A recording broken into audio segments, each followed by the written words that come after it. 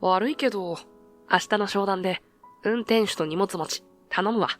その言葉が、まるで冷たい刃のように突き刺さった。本社へ復帰してからというもの、俺の仕事といえば、資料のコピーや会議室の予約ばかり。そんな便利な雑用係として地味に日々をこなしていたら、エリート気取りの年下社員がある日突然こう息巻いてきた。明日は大手企業の美人令嬢が出席する商談なんだ。俺の交渉テクニック見せてやるよ。お前はサポートだけしてればいい。鼻息荒く自信をみなぎらせる彼に嫌味をぶつけても仕方がない。結局、明日のための車の手配や資料の積み込みを引き受けるしかなかった。翌日、豪華な応接室に足を踏み入れると、そこには凛とした美貌をたたえた令嬢がいた。彼女の周囲には重役らしき人々が集まり、厳かに商談が始まる。エリート気取りの同僚は得意げに英語の専門資料を広げてみせるが、確信をついた質問をされると、こちらのデータは、と、途端に歯切れが悪くなった。これ以上の具体案が提示できないなら、残念ですが、商談が暗礁に乗り上げかけたその時、令嬢の視線が不意に俺へ向けられる。あなたの意見を聞かせてもらってもいいかしら。不意をつかれ、思わず言葉に詰まる俺。しかし、横から同僚が慌てて口を挟んだ。こいつはただの荷物持ちですよ。運転手ですよ。だが、俺は意を決してファイルを広げ、流暢な英語で不足していたデータを補足する。すると、部屋の空気が一変し、同僚は唖然とした表情のまま固まってしまった。この瞬間が俺の運命を大きく動かす引き金になるとは、まだ知る由もなかった。静まり返る応接フロアで思わぬ形で注目を浴びる俺。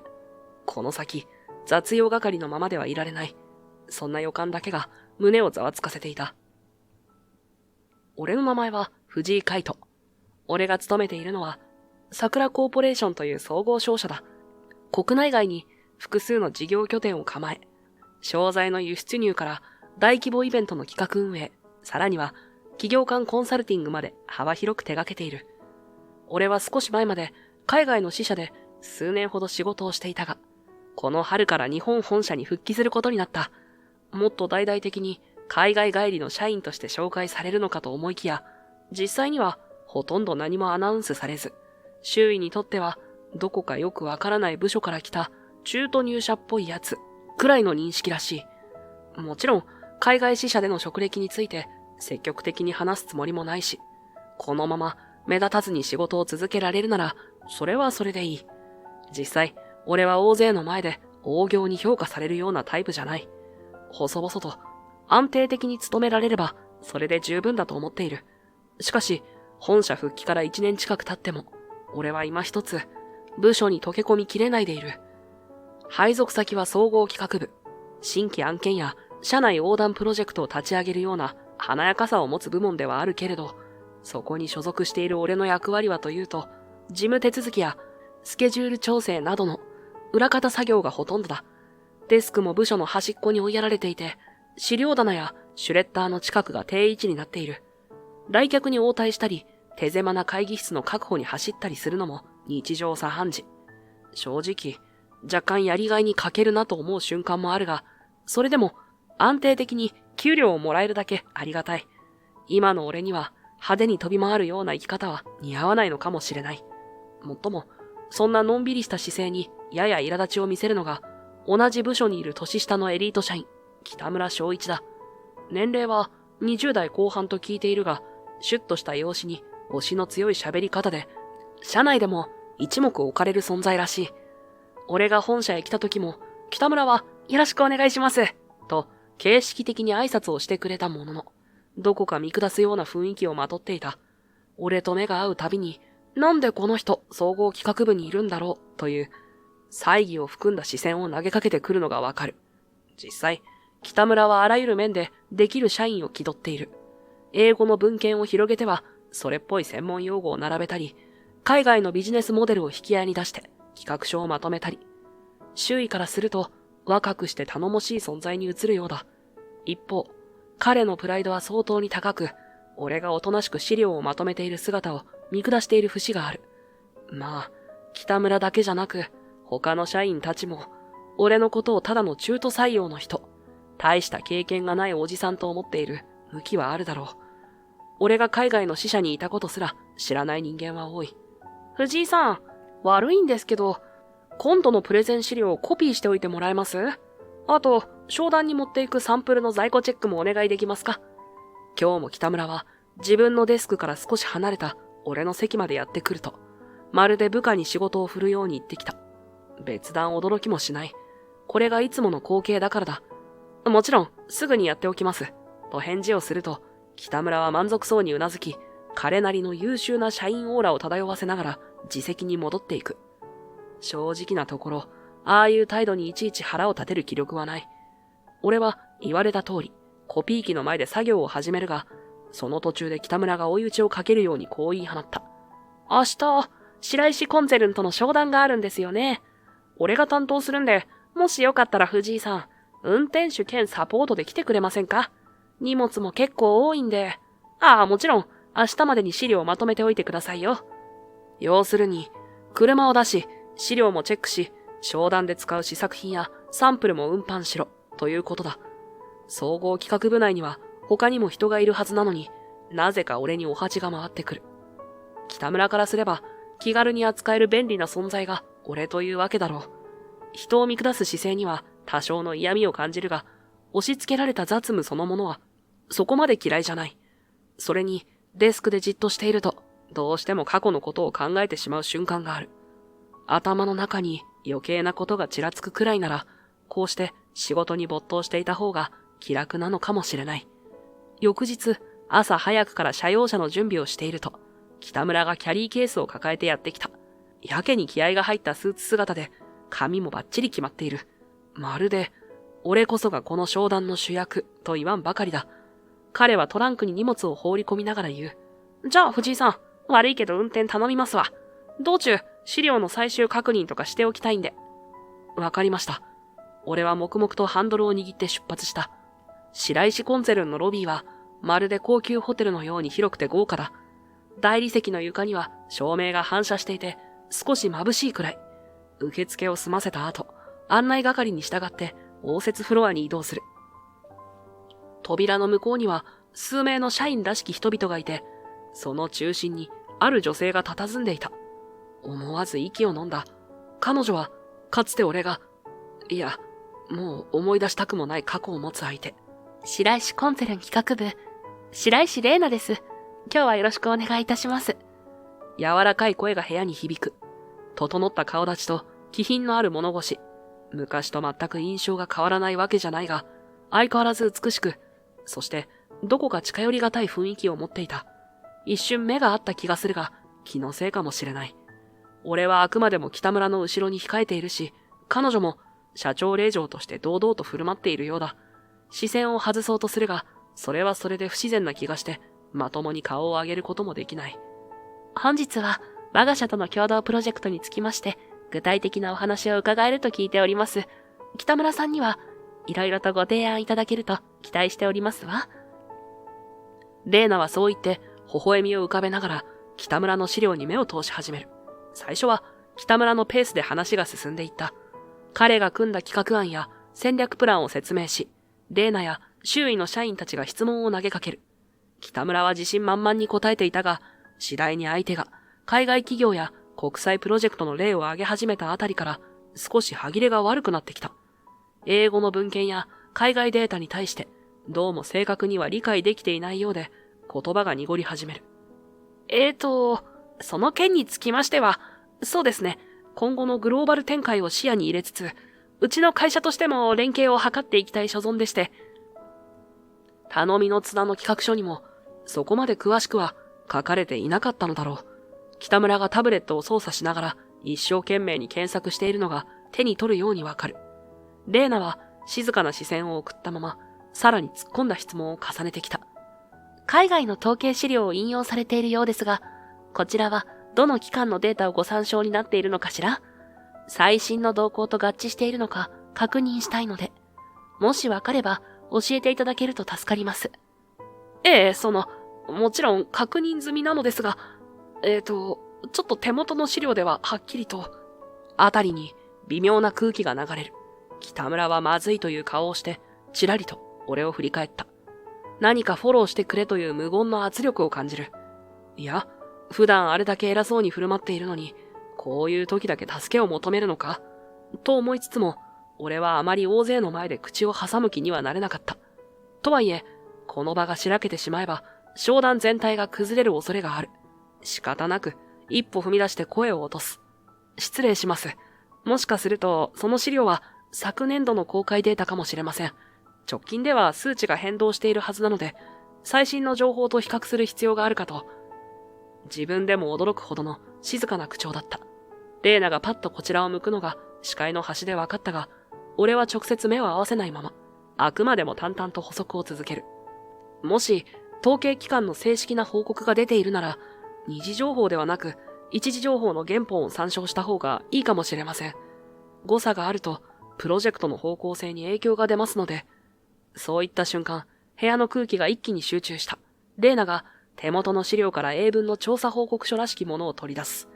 どうやら、最新のマーケットデータが英語で掲載されているらしい。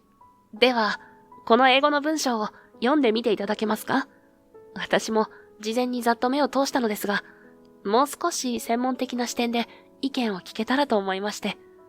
レーナがそう言いながら、その報告書を、俺の方へスッと差し出してきた。一瞬、北村が横から覗き込もうとするが、明らかに尻込みしているのがわかる。資料の文字はぎっしり詰まっており、専門用語も多い。彼の顔はみるみる青ざめていく。もちろん拝見します。俺は心を落ち着けるように深呼吸し、パラパラとページをめくった。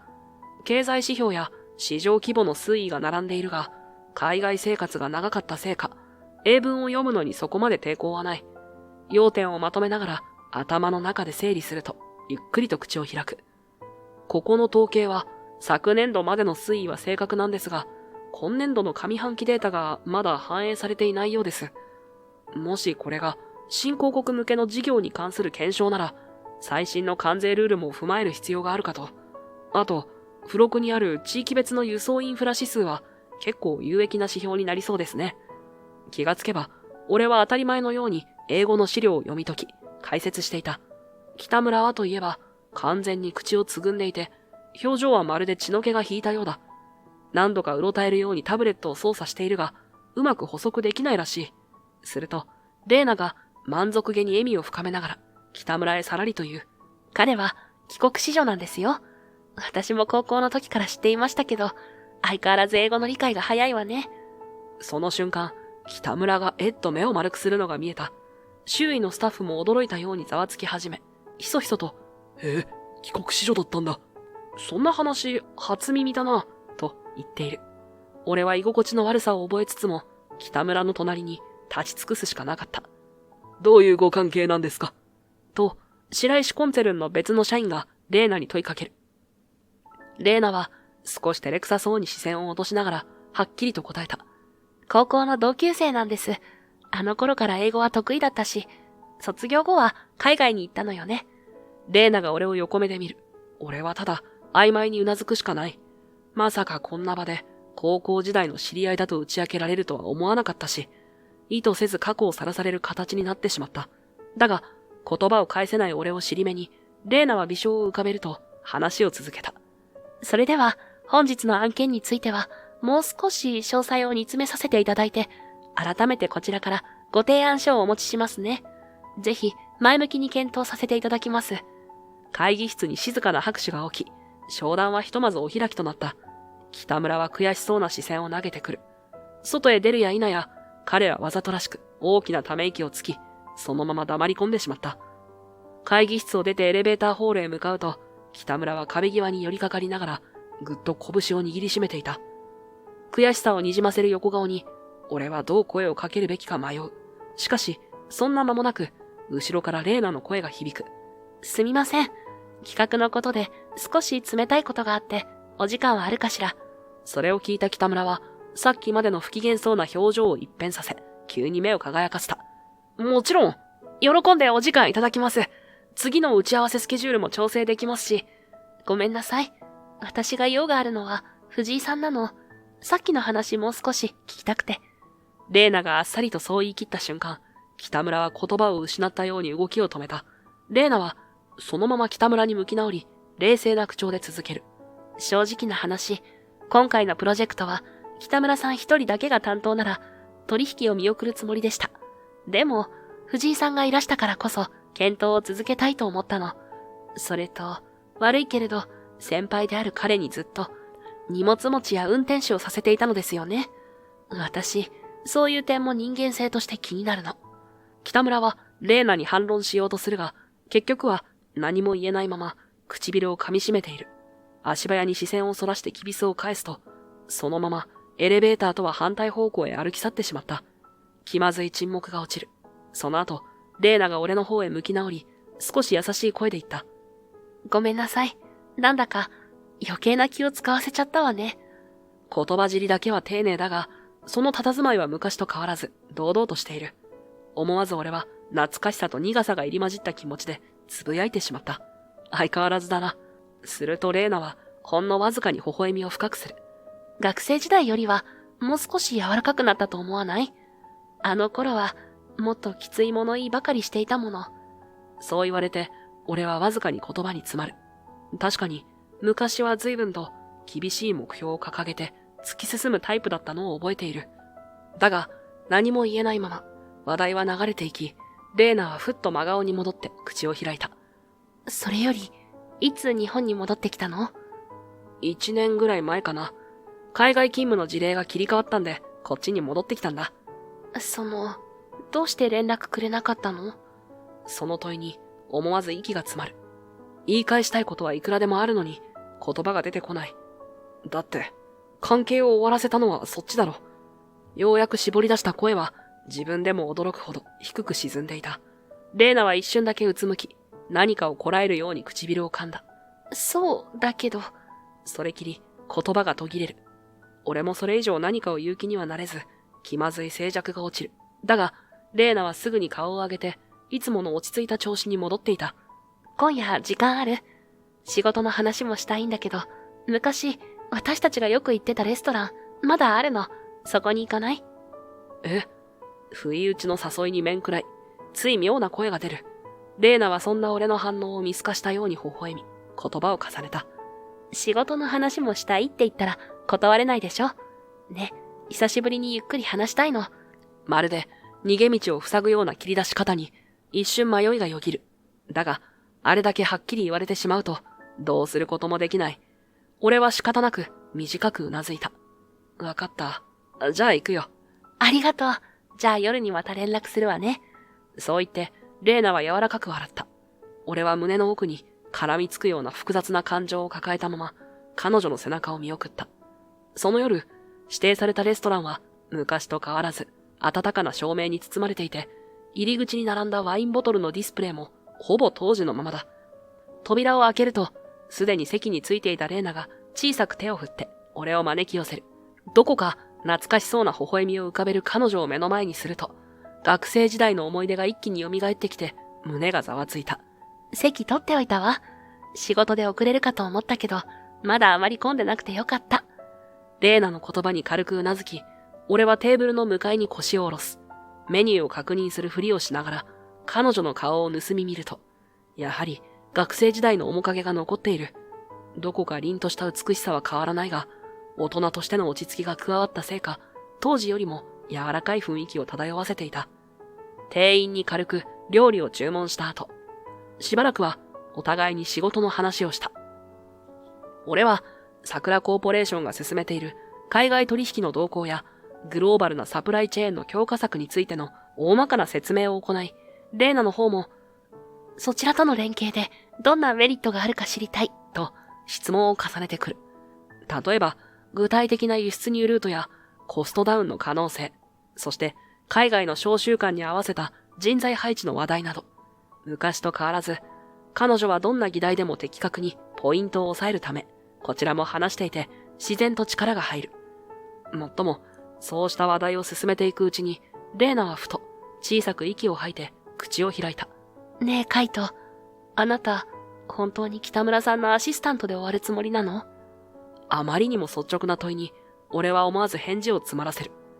いや、別に、アシスタントってわけじゃないんだけど、ただ、あいつの方が社内で信用もあるし、俺は裏方でサポートしてるだけっていうか、言い訳じみた声になるのを自覚しながら、できるだけ無難に言葉を濁す。だけど、レイナは納得がいかない様子で、そのまま言葉を続けた。でもね、今回の商談を見てた限り、あなたの方が圧倒的に議題を理解していたわよ。北村さんはビジネススーツを着て、プレゼンするのが上手かもしれないけど、肝心の内容はあなたの方がきちんとわかってる。周りをうまく使って成果を出すのが北村さんかもしれないけど、あなた自身だって立派に仕事できる人じゃない。その言葉に少し胸がチクリと痛む。自分でも気づいてはいるのだ。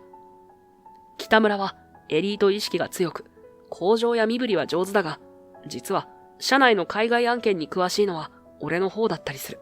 しかし、それを言ったところで社内の評価が変わるわけでもないし、俺もわざわざ波風を立てる気になれない。そう思っていた。まあ、そうだな。気づいてないわけじゃない。けど、ぶっちゃけどうでもいいんだよな。別にあいつが手柄を横取りしても、俺が多少便利に使われたって、給料は出るし、会社には在籍できる。それでいいかなって。俺がそう言うと、レイナは少し困ったように首をかしげた後、まっすぐ俺の目を見つめて言葉を続ける。でも、それって回り回って会社のためにはならないと思うの。あなたが本気で動いた方が成果だって上がるし、誰かの便利係に徹するだけなんて、結局は自分のためにもなってないんじゃない？彼女の声には真剣な響きがあった。同意して、波風を立てない生き方を続けてきた俺にとって、それは少し耳が痛い意見かもしれない。でも、だからこそ反論できない。まあ、そうかもな。確かにお前の言う通りだ。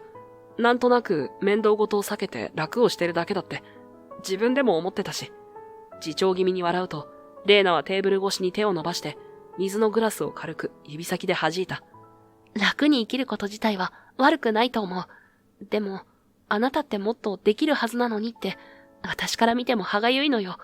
自分がどうしたいかをはっきり主張した方が、結局は幸せになれるんじゃないかって思うの。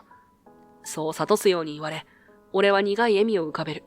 自分のやりたいことが明確にあるわけでもない今の俺にとって、それは耳の痛い言葉だ。けれど、レイナの瞳が本気なのは見て取れる。わかった。これからは少し自分の思いを主張してみるよ。いつまでも使えない中途社員呼ばわりされてるのも性に合わないしな。照れ隠しに軽口を叩くと、レイナはふっと笑いながらグラスを持ち上げる。そう、ぜひそうして。絶対に会社だって、あなたが本気を出してくれた方が助かるはずだから。そう言い合って、どこか昔のままの空気が蘇った気がした。高校時代、彼女はいつだって俺を後押ししてくれた。それが時に強引でも、言葉の端々には優しさがあった。今もこうして俺の世話をしてくれるのが変わっていないと思うと、かすかな安心感すら覚える。だけど、そのまま話が一区切りついたところで、レイナは再び視線を落とし、少し息をついてから言葉を選ぶように口を開いた。ねえカイト、そうやって仕事でも自分の意見を言えるようになってほしいけど、ピアノのことはどうしてやめちゃったの？今度はまるで探るような瞳で俺を見つめてくる。その問いかけが胸の奥に封じ込めていた苦い記憶を掘り起こす。俺は思わず呼吸を止め、言葉がうまく続かなくなるのを感じた。かつて当たり前のように打ち込んでいた音楽の夢は、今や遠い過去のもの。どう答えるべきかわからなくて、視線が自然とテーブルの上へ落ちていく。もう弾かないの？その瞳の奥には、懐かしさと戸惑いの混ざった色が揺れている。俺は軽く息を飲み、意図せず一瞬視線をそらす。まさか、ここでピアノの話が出るとは思わなかった。もともと、この食事は仕事の打ち合わせという体裁だったはずなのに、胸の奥にしまっていた過去にいきなり切り込まれてしまったのだ。どう答えればいいか、言葉が喉で絡まって出てこない。レイナはそれを悟ったように、やや自重気味な笑みを浮かべた。ごめん、仕事の場なのに変なこと聞いちゃって。でも、ずっと気になってたの。あの頃、高校を卒業したら海外に行って、ピアノの道を極めるって言ってたでしょ？だからてっきり、今もずっと向こうで演奏を続けてるんだと思ってたのに。レイナはそう言いながら、小さく首をかしげる。口調こそ穏やかだが、その瞳にはどこか悲しげな色が宿っていた。俺は一瞬返す言葉を失い、視線をそらす。確かに当時は音楽大学への進学やコンクールの話ばかりしていた。自分の将来に疑う余地もなく、ただピアニストになるんだと信じていたのだから。そう。あの頃は毎日のようにピアノに触れていた。もともと俺たちが通っていた高校は音楽科や芸術専攻を持つちょっと特殊な学校で、施設には練習用の防音室やコンサートホール並みの音響設備まで揃っていた。勉強はそれなりに大変だったけれど、その分音楽に打ち込める環境は十分すぎるくらい整っていた。だからといって毎日が楽だったわけでもない。朝は人より早く登校して、ひたすら鍵盤の感触を確かめながらスケール練習とアルペジオを繰り返す。昼休みには食事もそこそこに音楽室へ駆け込み、下校後も部活や委員会をそっちのけでピアノの前に張り付いていた。先生や友人には本当にもう帰ったらと呆れられることもしょっちゅうだったし、鍵盤に向かう時間は時に十数時間にも及ぶ日があったくらいだ。だけど高校の3年間は俺にとってあらゆる意味で充実していたと思う。コンクール前の練習は大変だったが、そんな生活こそがプロのピアニストになるためには当然だろうと本気で信じていたからだ。何より周囲が当たり前のように熱中している環境に身を置くと、その情熱がさらに加速していく。今振り返っても、あの頃は夢だけを糧に走り続けられた奇跡みたいな時間だったと思う。だからこそ、今こうしてピアノをやめてしまった自分の姿を、あの頃の自分が見たらどう思うだろう。そう考えると、胸の奥がズキリと痛む。あんなにも懸命に打ち込んだ音楽を、なぜ捨てざるを得なかったのか。もちろん理由はいくつもある。それでも、あの頃は疑うことなく、自分の将来はピアノと共にある、と思っていたのは事実だ。それだけに、今となっては苦い気持ちで振り返ることが多い。当時からピアノを弾く姿が美しかったレーナも、結局は家業を継ぐために経済分野へ進む道を選んだ。だから、プロを目指すのは俺一人という状況に、どこか寂しさを覚えたこともある。けれど、それでも俺は、いずれ世界で通用するピアニストになって、いつか彼女に胸を張って演奏を聴かせられる日が来る。そう信じていたのだ。そんな俺が、今はピアノから遠ざかってサラリーマンをしている。それを思うと、何とも言えない切なさがこみ上げてくる。ごめん。続けるつもりだったんだけど、いろいろあってやめたんだ。そんな言葉しか出てこない。レーナはテーブルの端を指でなぞりながら、少し切なそうにうつむいた。昔とは違う大人びた表情をしているが、その内側にはまだ消えきっていないあの頃のままの思いがあるようにも感じられた。しばらくして料理が運ばれてくるが、その場はすっかり静かになってしまう。どこか居心地の悪い空気を感じながら、俺は視線をさまよわせ、いつもより味気なく見えるテーブルセッティングに目を落とした。あの頃、レーナと語り合った夢や音楽の話は、もう遠い昔のことのように思える。だけど、全く消えてしまったわけでもないのだろう。胸に残るかすかな痛みが、それを物語っていた。ごめんなさい。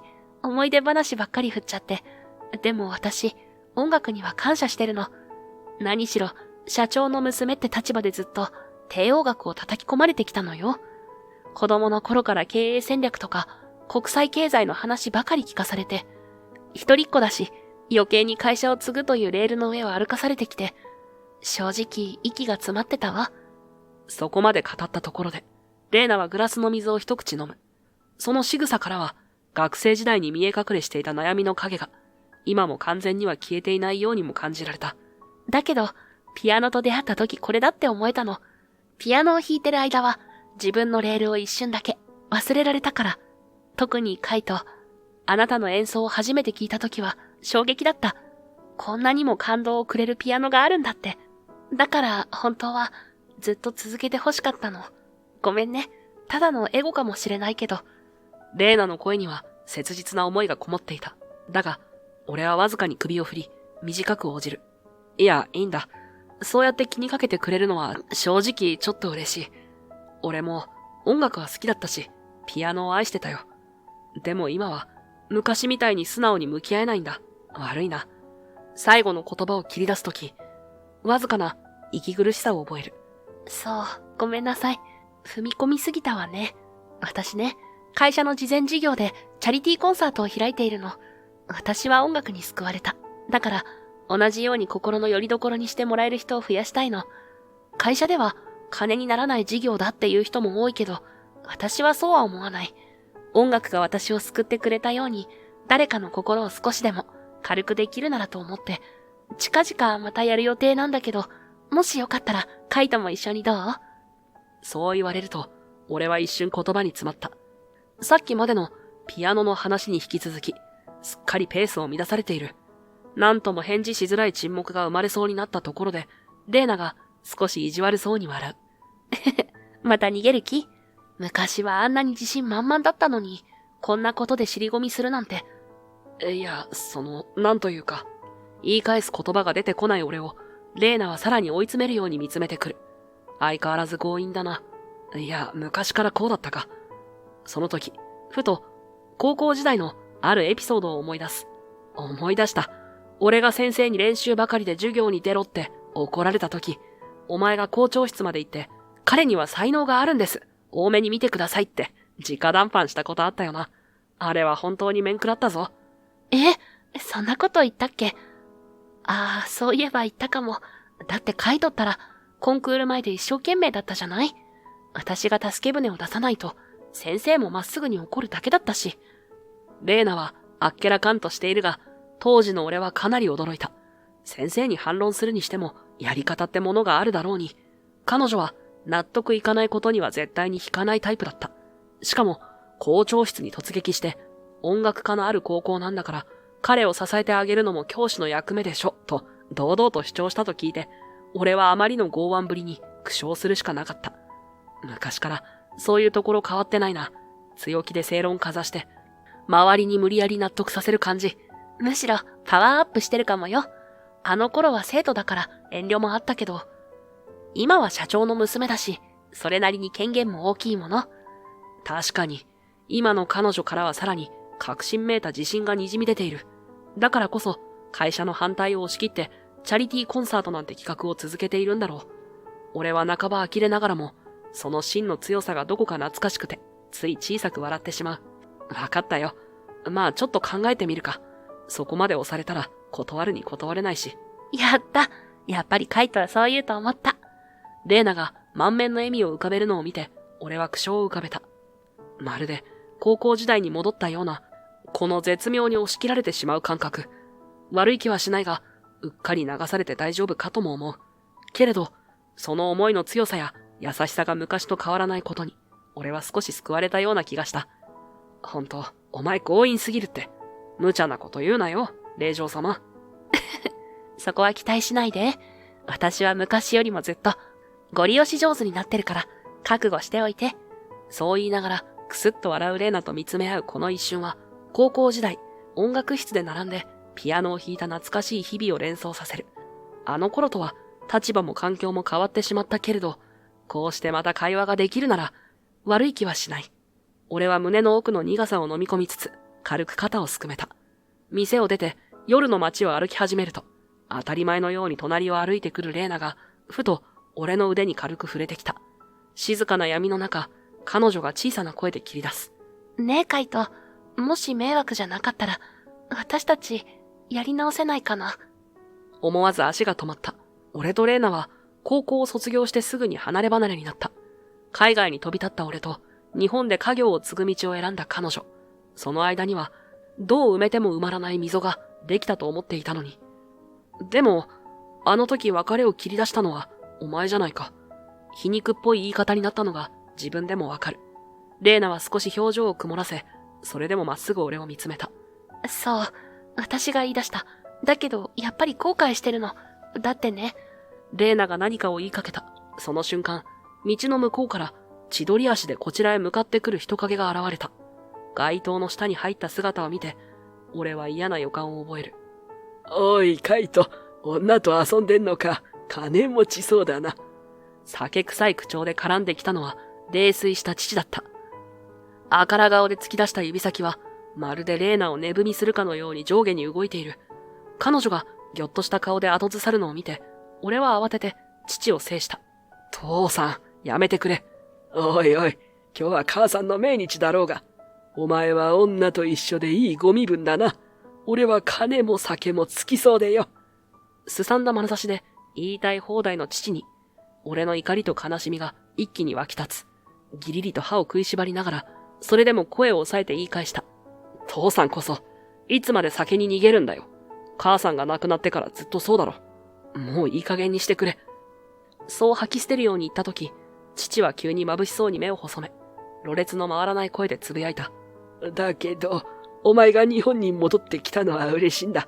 これからも親子で仲良くやろうぜ。それだけ言うと、父はおぼつかない足取りで、ふらふらときびすを返し、暗い路地へと消えていった。あたりに酔いの残りがが漂い、気まずい沈黙が落ちる。やがてレーナが、心配そうに、こちらを覗き込むように、声をかけてきた。大丈夫？悪い。変なの見せちまったな。ぶっきらぼうに言いながら、俺は大きく息を吐く。どこにもぶつけられない苛立ちと、胸に押し寄せる悲しみで、頭がぐちゃぐちゃだ。今さら格好つけても取り繕いきれない。俺は覚悟を決めて口を開く。俺が、海外へ行った後、母さんが病気で亡くなったんだ。父さんは、借金作ってまで酒とギャンブルにのめり込むようになった。ピアノは当時そこそこ、成果が出てたんだけどさ。それを見て父さんは、金を稼いでくれ。才能を売れって、金儲けの道具にしようとしたんだ。最初は答えようと思ったんだけど、だんだん何のために弾いてるんだろうって、わかんなくなって。それでピアノを捨てたんだ。だけど今でも、ああやって、金をせびりにやってくる。レーナは、息を飲むように黙り込み、視線を落としている。やがて、唇を噛んだまま、小さく首を振った。そうだったんだ。高校の時、お父様は明るくて優しい方だったから、今の姿を見ても最初は誰だかわからなかった。ごめんね。私知らなくて。別に謝ることじゃない。あの人も昔はまともだったよ。でも、母さんがいなくなって変わった。俺からすれば、いろんなものを奪われた気分だった。ピアノまで父さんの金儲けの道具にされるんじゃ、音楽自体が歪んでしまうだろう。言いながら、胸の奥がうずく。音楽を愛していたはずなのに、いつの間にか失ってしまった。思い出せば、悔しさとやりきれなさで、心が締め付けられる。レーナは静かにうなずき、少し潤んだ瞳で俺を見つめる。辛かったのね。もし何か私にできることがあるなら、遠慮なく言って。やめてくれよ。同情なんてさ。少しきつい口調になってしまった。レーナが、はっと表情をこわばらせるのがわかる。でも、もう言葉は止まらない。だから言いたくなかったんだよ。お前には、今さらこんな姿見せるの、恥ずかしいっていうか、お前にはずっと、昔のままの俺でいて欲しかったんだ。レーナが、そんなこと、と、つぶやこうとしたのを制するように、俺は無理やり吐き出すように続ける。悪いけど今日はもう帰るわ。じゃあな。言いたい放題になってしまった自分が嫌だった。ここでこのまま話し合えば、きっと後悔しないはずだと、頭の片隅で分かっていながら、どうしても立ち止まれなかった。足早にその場を立ち去りながら、後ろで、レーナが小さく、俺の名前を呼ぶ声が聞こえる。でも、振り返る気にはなれない。結局、こうして俺は、レーナを突き放してしまった。優しさで言ってくれたことだと分かっているのに、まともに向き合えない自分が情けない。胸の中には、後悔と苛立ちがないまぜになった。やりきれない感情が渦巻いていた。翌日からの仕事はいつも通り。いや、むしろいつも以上に黙々とこなしていた。俺が意識していたのは、できるだけレーナと会話しないようにすること。いや、正確には彼女との接点を作らないように動いていた。と言った方が近いかもしれない。だからこそ、北村が苦手としている英語資料の翻訳や国際関連のデータ収集といった雑務をわざわざ朝早く出社して片付けてしまう。案の定、北村は後から出勤してきて、いつものように、藤井さん、ちょっとこれ訳しておいてください。と声をかけようとしてくる。すると俺は、もうまとめて翻訳を仕上げています。とすぐに答える。北村はわざとらしく目を丸くして、軽い笑いを交えながら言った。へえ、できちゃったアピールですか。俺に頼まれる前から仕事を片付けるなんて、ずいぶん優秀ですね。その言い方には嫌味が混じっているのが明らかだったが、俺は特に気に留めることもなく、淡々と応じる。いえ、ただ自分ができることをやっているだけなので、そう突き放すように言うと、北村は肩をすくめて資料のファイルをパラパラと確認し始めた。内容に不備がないと見るや、今度はあからさまに得意げな表情を浮かべ、企画書へ何やら書き込みを加える。じゃあ、これはもう俺の手柄として上に報告しちゃいますから。いちいちアピールしたくないんですよね、藤井さんは。その言葉に少し胸の奥がうずいたが、ここで突っかかっても仕方がない。俺は首を小さく振って答える。好きにしてください。持ち味がどうとか、俺はあまり気にしていないんで。北村が、へえ、そうですか、と嘘吹きながら離れていったのを横目で見送り、ため息をつく。仕事のやり方自体はスムーズだが、明らかに空気はピリピリしている。とはいえ、この形で進めていけば、俺はなるべく目立つことなく日々を過ごせるだろう。そう信じて自分を納得させようとする。肝心のレイナとは、社内で顔を合わせることはあっても、結局、一言も話さないまま、日々が過ぎていった。向こうも俺の態度を察しているのか、特に声をかけてこない。お互い気まずさを抱えつつも、業務に集中するふりをして、やり過ごしている感じだ。波風を立てないという意味では、これが理想的なのかもしれない。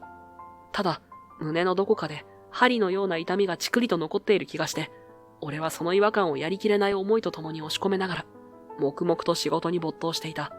それから数週間後、レイナが中心となって企画していたチャリティーコンサートの本番がやってきた。場所は大きめのホールを借りていて、開催時間も告知されていて、観客が集まり始めている。もちろん、俺はこのコンサートには直接的な関与をしていない。しかし、どうにも落ち着かず、結局、様子だけ見ようと思い立って会場に足を運んだ。ホールのロビーに入ると、もう観客がちらほらと列を作っている。しかし、開演まであとわずかというのに、ロビー奥のスタッフ専用扉の向こうからは、怒号とも短足ともつかない声が聞こえてきた。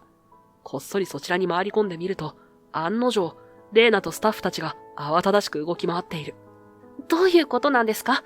ピアノと音響装置は今日の朝一には搬入できるって話じゃないですか。レーナの声に運営スタッフの男性が平謝りしながら答える。すみません。業者に連絡したところ、今日は道がひどく混んでいるらしく。しかも、担当者が連絡を取り違えていて、まだ出発していないらしいんです。今急いで手配し直しているんですが、道路の混雑状況も考えると、間に合うかどうか。何時に着くんですか？それがはっきりしなくて。さらに奥を見ると、今回の目玉演奏者とおぼしき人物が、苛立った様子で腕組みをしていた。ちょっと話が違うじゃないか。楽器がないと、練習どころかリハすらできないんですよ。こんな状態でまともに本番やれっていうのか？その声に、レーナは頭を下げる。スタッフも、青ざめた顔でスマホを手放せないようだ。観客はすでにロビーに集まり始めているというのに、舞台どころか、楽器も、音響設備も、まともに届いていない。状況はかなり深刻らしい。俺はその光景を、影から見ながら、どうすることもできずに立ち尽くした。舞台監督とスタッフが電話で掛け合っているが、正直時間的にかなり厳しいだろう。こんな時、俺にできることは、畜生、何もできないなんて。俺は無力感に苛まれながら、ホールの隅でどうすることもできずに突っ立っていた。すると、ふと、どこからか酒臭さが漂ってきた。嫌な予感がして振り向くと、案の定、父がそこに立っている。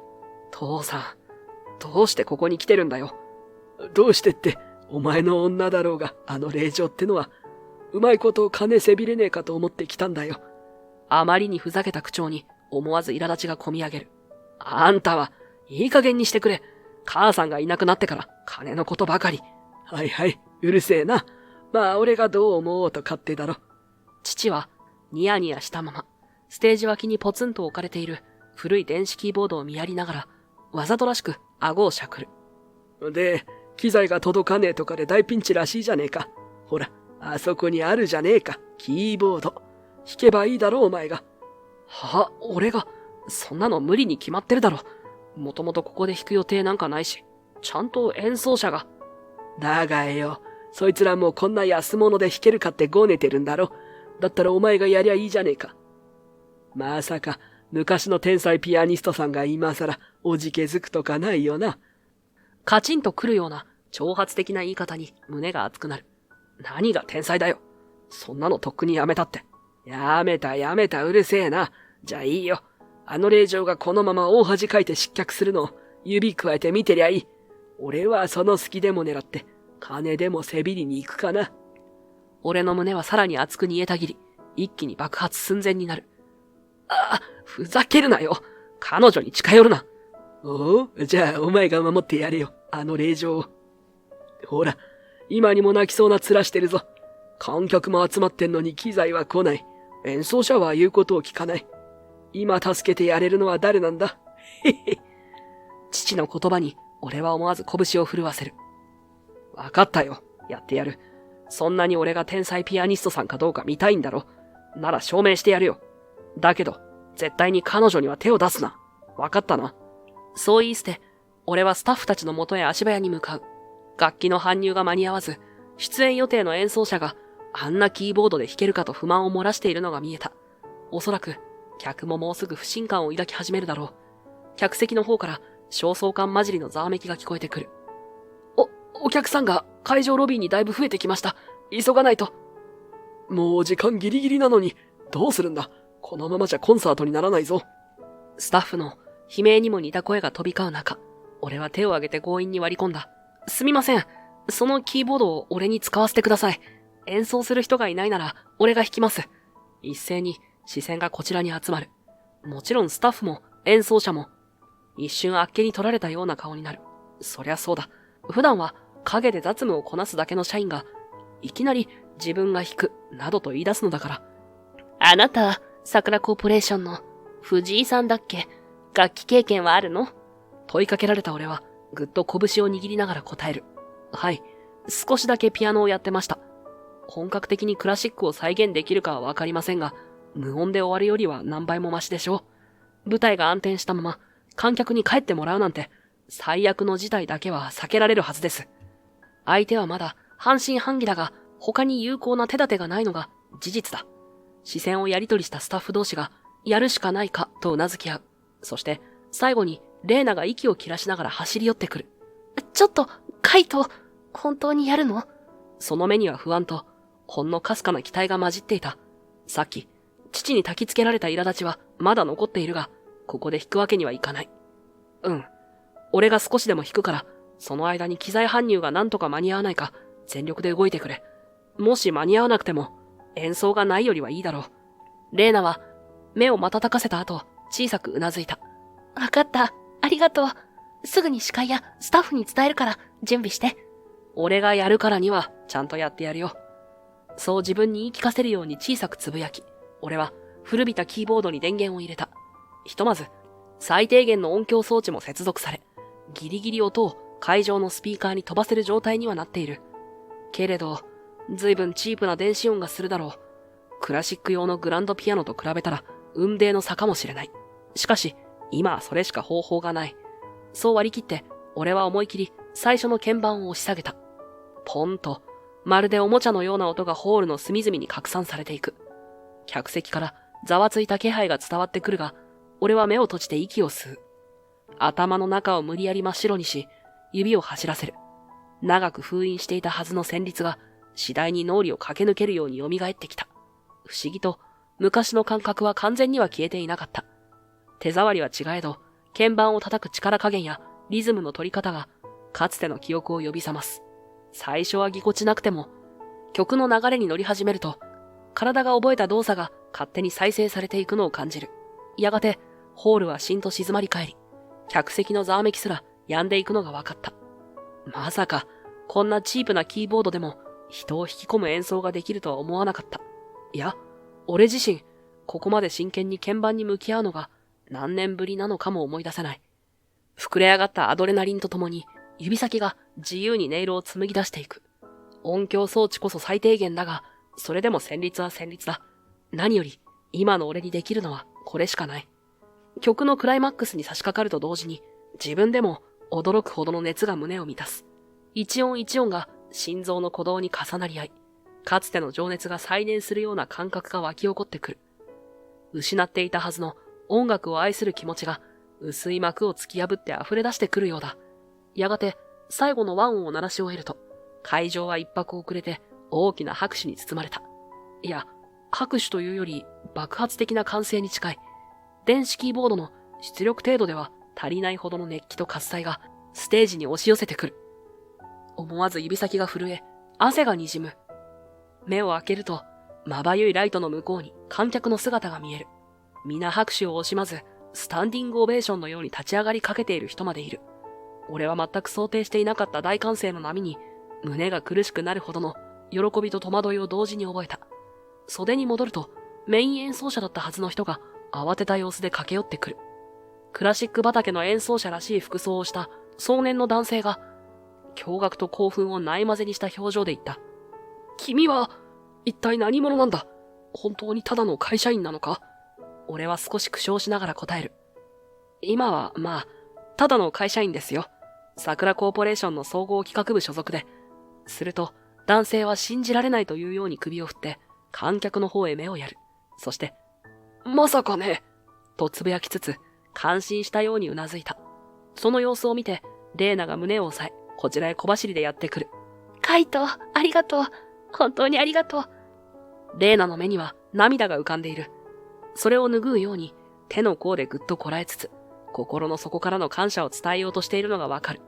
俺も一瞬、どう言えばいいのか迷うが、込み上げてくる思いで胸が苦しくなり、ただ小さくうなずいた。その時、奥から大きな足音を立てて近づいてきたのは、父だった。いつも酔いつぶれている姿しか見ていないから、こうしてしっかり立っているだけで違和感がある。顔を赤くしているのは、酒のせいなのか、あるいは感情によるものなのか、多分後者だろう。彼は腕を広げると、そのまま、俺の肩をがっしり掴み、まるで泣くのをこらえているように話し始めた。こいつのピアノの腕は世界一なんだ。ああ、今でも思い出すよ。昔は本当にすげえ才能で、俺はそれを金に変えようとしちまった。でもやっぱりお前はすごい。すごいんだよ。すまなかったな、カイト。そう言って、父はこちらを見上げるようにしながら涙ぐんでいる。彼がこんなに素直に謝罪の言葉を口にするなんて、想像もしていなかった。俺が思わず言葉を失っていると、父はさらに続ける。昔母さんが亡くなってから、俺は弱くなっちまって、酒に溺れて、借金も作って、お前がピアノをちょっと成功させたら、金を稼げだなんて強要した。本当にピアノ、音楽をお前から奪うようなことをして悪かったよ。俺の胸の奥がぐっと締め付けられた。確かに、父が原因で俺はピアノを捨てたようなものだ。それでも、こんな風に正面から謝られたのは初めてだった。父は小刻みに肩を震わせながら、どうにか言葉を紡ぐ。すまねえ。本当にすまねえ。もう酒やギャンブルでお前に迷惑かけるのはやめる。だからまた、ピアノを弾いてくれよ。今日みたいにさ。俺も目頭が熱くなるのを感じる。ずっと責め続けてきたこの男が、ようやく向き合おうとしている。それだけで胸がいっぱいになってしまう。声が詰まって、思うように言葉が出せないけれど、俺だってあんたのことは、という思いが渦巻く。父さん、涙をこぼさないように懸命にこらえながら、俺は握り拳で父の背を軽く叩く。周囲からはさっきの演奏を称える拍手と歓声、そしてよかったねという声が飛び交っている。多くの観客は事情なんてわからないまま、ただ即席ステージでの熱演に興奮し感動しているんだろう。そうこうしているうちにスタッフや関係者も加わり、舞台裏は歓喜と安堵の渦に包まれていく。結果的に機材の搬入は結局間に合わなかったが、俺の演奏に引きずられるような形で、他の演奏者たちも協力し、コンサートは無事に大成功として幕を閉じた。最後に、ホールから出てくる観客たちの楽しげな表情を見て、レーナは深々と頭を下げながら目を潤ませる。本当にありがとう、カイト。あなたがいなかったらどうなってたかわからない。今回のコンサートが成功したのもあなたのおかげよ。いや、俺は、ただ目の前で困ってるお前を放っておけなかっただけだ。あと、あの親父に散々煽られたしな。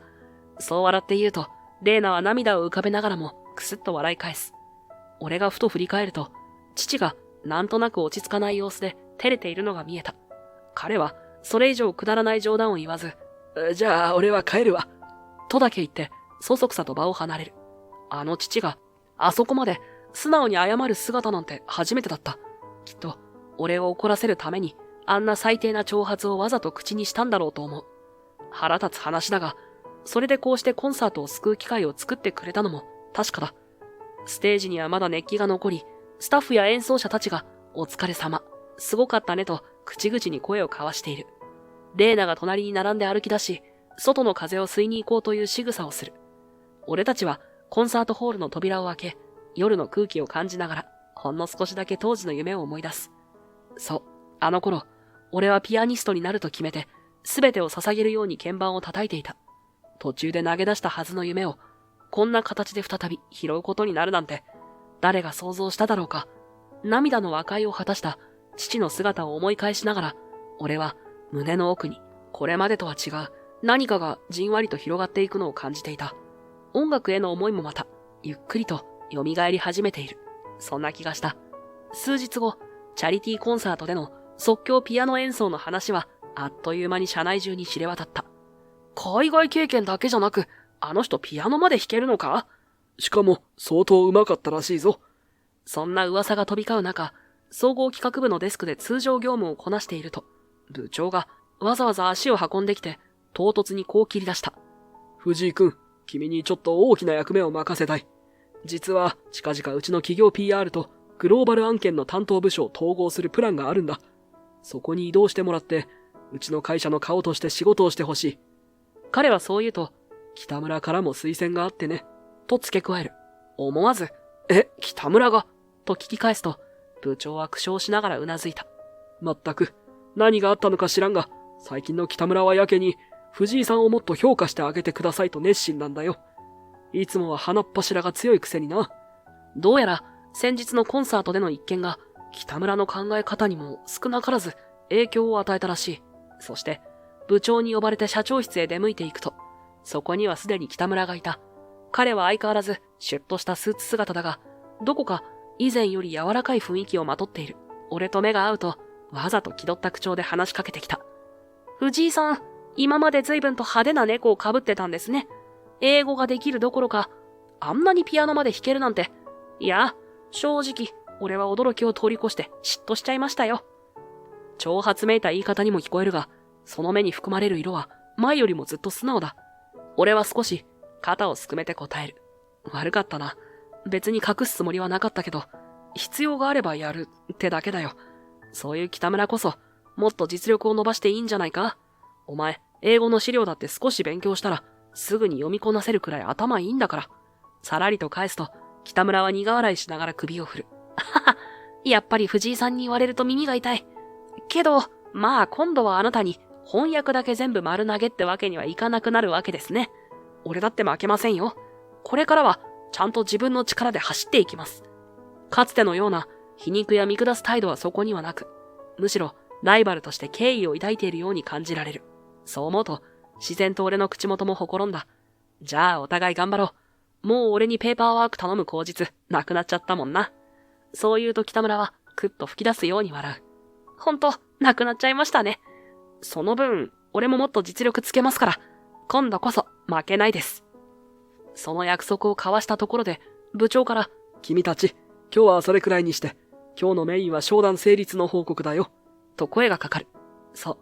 白石コンツェルンとの共同プロジェクトが正式にスタートすることになったのだ。応接室で行われた最終打ち合わせには、当然のようにレイナも同席していた。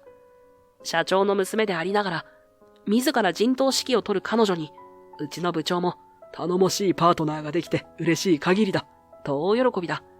一通り契約書にサインを終えると、レイナが俺の方へ歩み寄り、みんなから見えないように、小声で囁いた。おめでとう。今回の商談は、あなたがいてくれたから成立したわ。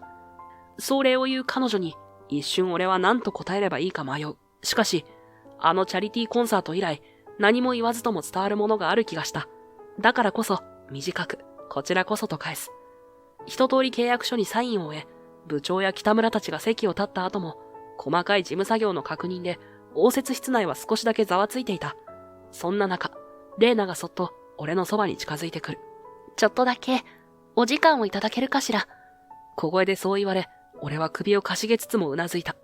彼女は、ごめんなさい、少し席を外しますね。と、部長らに断りを入れ、俺を伴って応接室を出る。廊下に出ると、人気の少ない一角を見つけて立ち止まった。カイト。高校を卒業してすぐ別れを切り出したのは、あなたのお父様に頼まれたからなの。彼はピアノに集中すべきだから、縛らないでやってくれって。それに私も、あなたが世界で活躍するピアニストになるんだと信じていたから、邪魔になりたくなくて、どうしても納得いかなかったけど、結局それが一番だと思ってしまったの。彼女はそう言って少しだけ唇を噛み締める。だけど、海外でピアノをやめたって知った時は、本当にショックだった。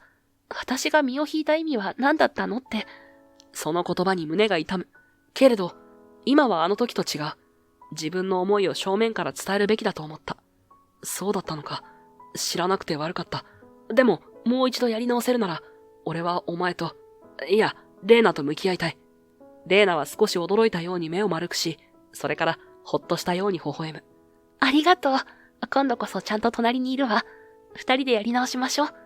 そう言われて、俺は心の底から安堵する。俺たちの間で交わし損ねていた言葉たちが、ようやく通じ合った気がした。数週間後、正式に新部署へと配属された俺は、国内外への企業アピールや大規模プロジェクトの広報戦略を任されるようになった。かつて、音楽なんてと諦めていたはずが、今はむしろピアノ経験や英語力をフルに活かして、会社を支える立場になりつつある。あの日涙ながらに謝罪した父も、本当に酒とギャンブルをやめて、以前の職場に復帰したらしい。もちろん、すべてが急にうまくいくわけではないが、少なくとも、俺たちはこれから先に目を向けられるようになった。ちょっと強引な和解だったけれど、父の言葉が嘘じゃなかったことを感じるたび、胸の奥がほんの少しだけ熱くなる。何もかも、過去を振り払うのではなく、抱えたまま前に進めばいい。かつては、途中で投げ出した夢も、苦い思い出も、全部ひっくるめて、俺の一部なのだ。いつだって大切なものを見失いそうな時ほど、人は一歩踏み出す勇気を試される。そして、その勇気こそが自分にしか奏でられない未完成の曲を完成へと導いてくれる。今の俺は、そう信じられるようになった。